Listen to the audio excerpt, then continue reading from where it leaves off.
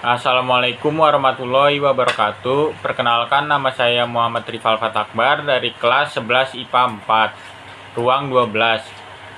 Di sini saya akan menceritakan sejarah masuknya bangsa Portugis ke Indonesia. Sejarah mendaratnya Portugis di Indonesia.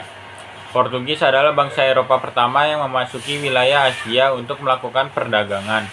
Pada tahun 1511, bangsa Portugis memasuki wilayah perairan Indonesia, di mana lokasi mendaratnya Portugis.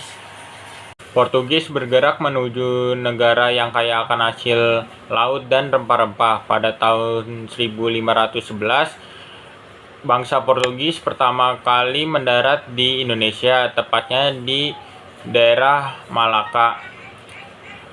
Dalam penguasaan Portugis, Malaka menjadi pusat perdagangan paling ramai di Asia. Pada tahun 1512, Alfonso de Albuquerque mengirimkan armada ke Maluku. Armada tersebut membangun monopoli perdagangan cengkeh. Cengkeh dari Indonesia Timur merupakan komoditi yang paling berharga. Armada pertama mendarat di Pulau Banda, Maluku. Pulau tersebut merupakan penghasil pala dan selaput buah pala atau sering disebut fuli. Rute perjalanan bangsa Portugis ke Indonesia. Dari pelabuhan Lisabon, ibu kota Portugal, para penjelajah Portugis menuju Tanjung Harapan, Afrika Selatan, lalu ke India, Kalkut, kemudian ke Malaka, dan akhirnya sampai di Maluku. Tujuan kedatangan bangsa Portugis di Indonesia. Salah satu tujuan orang-orang Portugis datang ke Indonesia adalah untuk mencari rempah-rempah yang pada saat itu sangat dibutuhkan di pasar Eropa. Selain itu, tujuan kedatangan Portugis di Indonesia dikenal dengan slogan 3G, yaitu Gold, Glory, dan Gospel. Gold adalah tujuan ekonomi untuk mencari keuntungan dan hasil besar dalam perdagangan rempah-rempah.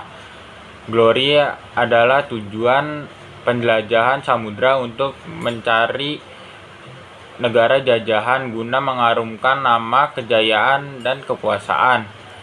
Gospel adalah tujuan agama untuk menyebarkan ajaran Nasrani. Kedatangan bangsa Portugis di Pulau Malaka. Pada awal abad ke-16, tepatnya di tahun 1509 Masehi, bangsa Portugis yang dipimpin oleh Diogo Lopes de Squeira hadir di Malaka. Kedatangan bangsa Portugis disambut baik oleh pihak Kesultanan Malaka. Akan tetapi, kehadiran Portugis merupakan bencana besar bagi Malaka.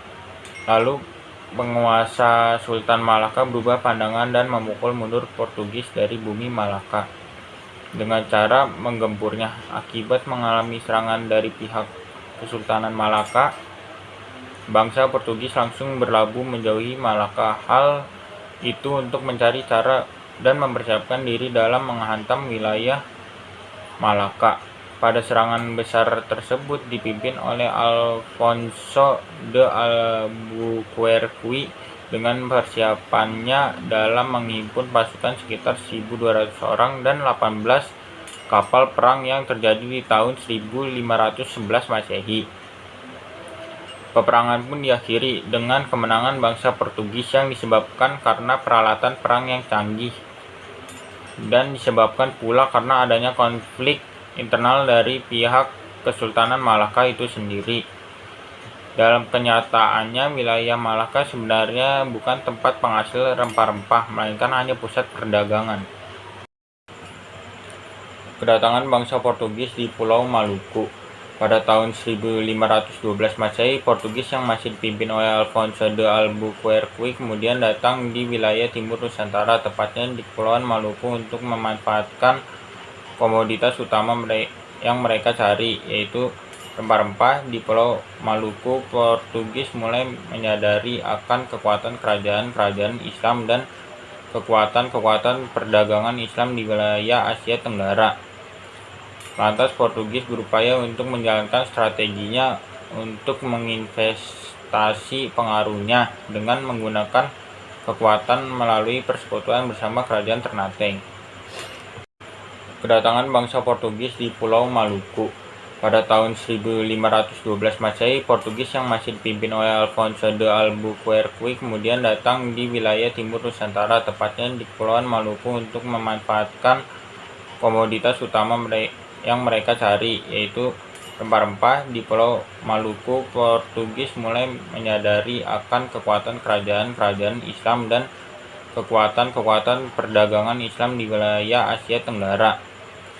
Lantas Portugis berupaya untuk menjalankan strateginya untuk menginvestasi pengaruhnya dengan menggunakan kekuatan melalui persekutuan bersama kerajaan Ternate. Katanya antara Portugis dengan kerajaan Ternate, Portugis diberi izin untuk mendirikan sebuah benteng di wilayah Ternate. Kemudian benteng tersebut diberi nama Benteng Sao Paulo. Terjadi kekacauan ketika Portugis menjalankan misi gospel terhadap masyarakat setempat di Maluku. Terjadi konflik sosial di tengah masyarakat Maluku dengan orang-orang Portugis saat itu. Selain melakukan kegiatan monopoli perdagangan rempah-rempah dan mengintervensi dalam urusan pemerintahan setempat, Portugis sekaligus menyebarkan agama Katolik. Portugis sempat bertahan di Maluku sampai tahun 1605 Masehi, dan Portugis hengkang dari wilayah Pulau Maluku setelah VOC datang di Kepulauan Maluku. Portugis menyerah kepada VOC pada 25 Februari 1605. Portugis dipaksa hengkang dari Maluku. Masa kuasa Portugis di Kepulauan Rempah-Rempah itu berakhir setelah ditikung oleh Kompeni Dagang Belanda (VOC). Salah satu syarat waktu garnisun Portugis menyerah ialah bahwa ada jaminan kebebasan beragama. Sekian materi yang telah saya sampaikan, kurang lebihnya mohon maaf. Wassalamualaikum warahmatullahi wabarakatuh.